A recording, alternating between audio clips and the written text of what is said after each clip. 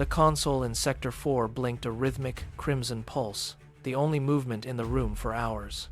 Elias sat in the center of the monitoring station, his back to the dormant airlock, watching the data stream slide down the glass. The silence was absolute, a heavy weight that pressed against the walls of the small outpost. He reached for a mug, his hand hovering mid-air, when the deep space receiver shrieked. It was a jagged, high-frequency sound that tore through the quiet, vibrating the floor plates beneath his boots. Elias jerked upright, his chair spinning against the metal desk with a sharp, metallic scrape. He slammed his palm onto the primary console to kill the alarm, but the sound persisted, locked in a continuous, piercing loop. His vision darted across the rows of switches and monitors. A signal had latched onto the receiver, overriding the standard frequency scan. The main display flickered, the steady blue glow of the star charts dying out, replaced by a wall of rapid, scrolling code. He leaned in, his breath hitching as the monitor stabilized. A new waveform pulsed on the screen, raw and urgent, cutting through the void. Elias tapped the command prompt, his fingers hovering over the keys before he committed the input. The console responded, peeling back layers of encrypted static to reveal a registry ID. His eyes widened. The designation was Icarus 7. He pulled his hand back as if the console had turned red hot. The agency records were etched into his memory. Icarus 7, declared lost in deep space 27 years ago. It was a ghost ship, a tragic footnote in the archives. He shook his head, convinced the system had suffered a catastrophic memory error.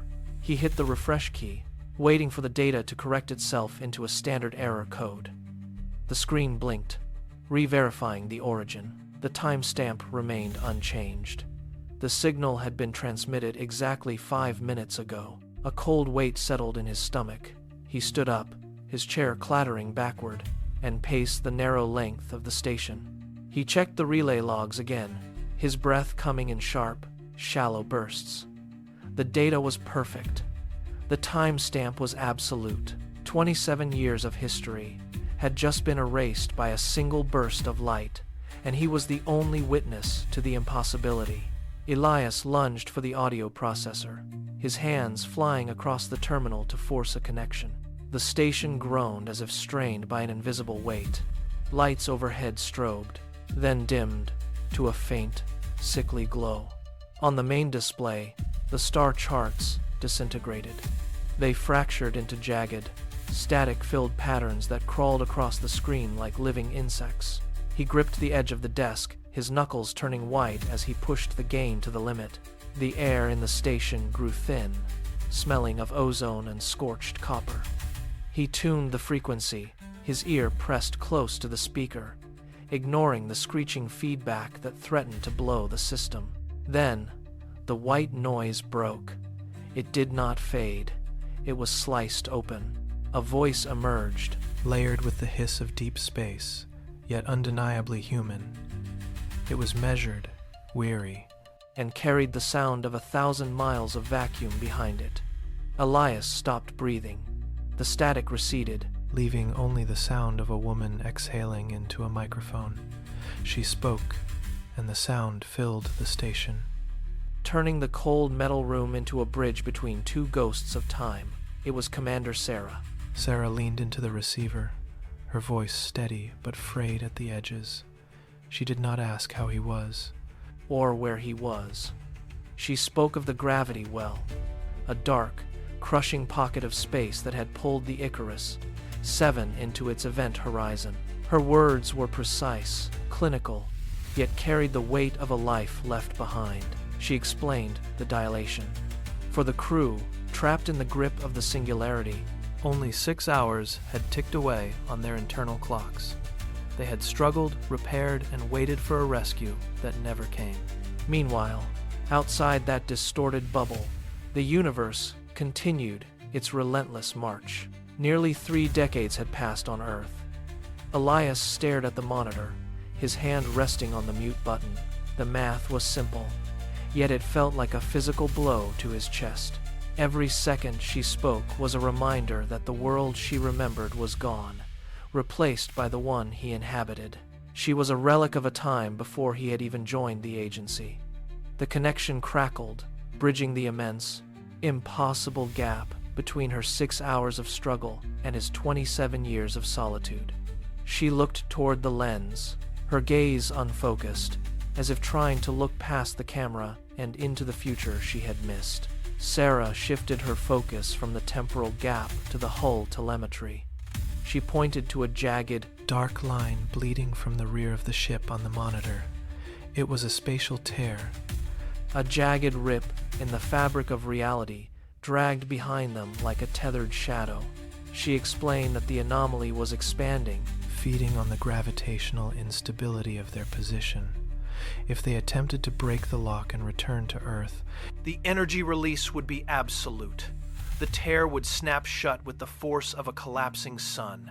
It would drag the local star system into the void with them, obliterating everything within 5 light years. Elias watched the data streams, his fingers hovering over the terminal. The simulation models updated in real time, painting a terrifying picture of the potential fallout. A chain reaction of stellar collapse flickered across the screen in bright, warning red. There was no way to save the crew without sacrificing the entire sector. The hope of a rescue evaporated, replaced by a cold, hard certainty. The silence in the station grew heavy. No longer just the product of distance, but the weight of a looming, unavoidable extinction. Every calculation confirmed the same grim outcome. The Icarus 7 was a bomb, and the fuse was already burning. The first tremor did not come from the screen, but from the floor beneath Elias. A deep, metallic groan vibrated through the foundation of the station, followed by the sharp, rhythmic blare of the proximity alarms. The monitors flickered, then erupted in a wash of static. The spatial distortion had arrived. Gravity began to pull in jagged, uneven pulses. Elias was thrown against the console as the desk tilted 30 degrees to the left. Metal groaned under the sudden, impossible pressure of the folding space outside. He scrambled to find a handhold, his knuckles white, as he jammed his boots against the underside of the equipment rack. The lights overhead shattered, showering the room in sparks and glass. Through the mounting roar of the station's failing hull, he could still hear Sarah's voice, now distorted and pitching downward into a dissonant growl. Data warnings flooded the primary display, each line blinking in urgent, crimson pulses as the station's structural integrity dropped into the critical zone. He pulled himself up, gasping for breath, his eyes fixed on the terminal. The air grew thin, vibrating with the static of the encroaching tear. He had to keep the link open. Even as the room tore itself apart around him, the station buckled again, a screech of tearing metal echoing through the comms. Elias grabbed the edge of the console, his breath ragged, the air thick with the smell of scorched wire. On the screen, the static parted. Sarah was there. She was no longer looking at the navigation readouts or the spatial data. She turned her head, her eyes locking onto the camera lens with a terrifying, absolute clarity. Her face was washed in the cold, flickering blue of the bridge lights, the shadows carving deep lines into her features. She did not speak of the physics or the impending collapse. She leaned forward, her voice dropping to a steady, urgent whisper that cut through the cacophony of the alarms. She told him that there was no other way. She asked him to cut the link, not to pause it, not to bypass the feed, but to sever the connection permanently. She looked at him as if she were standing right there in the room, her gaze demanding his compliance. Elias felt his hand drop away from the data keys. He stared at the screen, his pulse hammering in his ears, while the station groaned under the pressure of the void. Sarah waited, her expression unyielding, as the final choice hung suspended in the freezing air of the station. Elias reached for the master kill switch, his fingers hovering inches above the safety guard. The station shuddered, a violent tremor that sent a shower of ceiling tiles crashing onto the floor. He ignored the alarm, his focus locked on the face, staring back from the monitor. He hesitated. The silence in his own throat felt heavier than the roar of the dying hull. He leaned into the microphone, his voice cracking, then hardening into a steady, desperate resolve. "You are not forgotten," he said. "The world is still here. We remember you. Every name, every mission, every soul on that ship." He watched her face.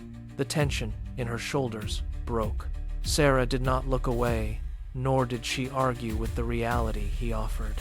She closed her eyes for a fleeting second, drawing in a long, shaky breath. When she opened them, the cold blue light of the bridge seemed to soften.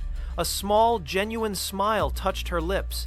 It was a look of profound recognition. A silent acknowledgement that she was leaving a mark on the world she had been separated from for so long. She nodded once, a final movement of grace before the darkness. Elias did not wait for the station to scream again. He saw the peace on her face, and he knew the moment had arrived. His hand moved toward the heavy red lever mounted on the center console. The metal felt cold, biting into his palm. He took a single, ragged breath, watching her image on the screen one last time. There was no shaking now. He slammed his hand downward. The lever clicked into the locked position with a sound like a gunshot. Instantly, the monitors went black. The vibrant, shifting fractals and the distorted star charts vanished into nothingness. The hum of the cooling fans died. The high-pitched whine of the processors cut out. The station groaned once, a final settling of metal against metal, and then it stopped. The lights dimmed to a dull, emergency red, then flickered out completely. He stood in the sudden, absolute dark. The silence was not just an absence of sound. It was a physical weight pressing into his chest. It felt deeper, more permanent than any silence he had ever known. He stood motionless, his hand still gripping the lever, waiting for the station to breathe again, but nothing moved. The connection was severed. Elias released the cold metal of the lever. His palms were damp, and his heart hammered a slow, heavy rhythm against his ribs. He pushed away from the console, his boots scraping softly against the grated floor. He crossed the room in the dark, moving by memory, until his fingers found the smooth, frigid edge of the observation window. He leaned forward, pressing his forehead against the glass. Outside, the void was absolute. No signals. No white noise, just the infinite, unblinking stars. He waited, his breathing slowing until he was a ghost in the machine. Then, the darkness shifted. A pinprick of light ignited in the distance, followed by another. They did not flicker like standard stars. They bloomed, connecting in a jagged, brilliant geometry that burned with a steady, golden heat. It was a constellation, sharp and defiant, glowing where the signal had once been anchored. It held its shape for a long, quiet moment, an impossible signature etched into the fabric of the galaxy. Elias watched, his eyes fixed on the display, until the light began to bleed away into the deep black.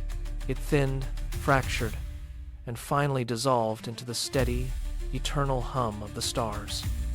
He remained there, motionless, as the last trace of the anomaly vanished, leaving only the quiet expanse of the deep cosmos.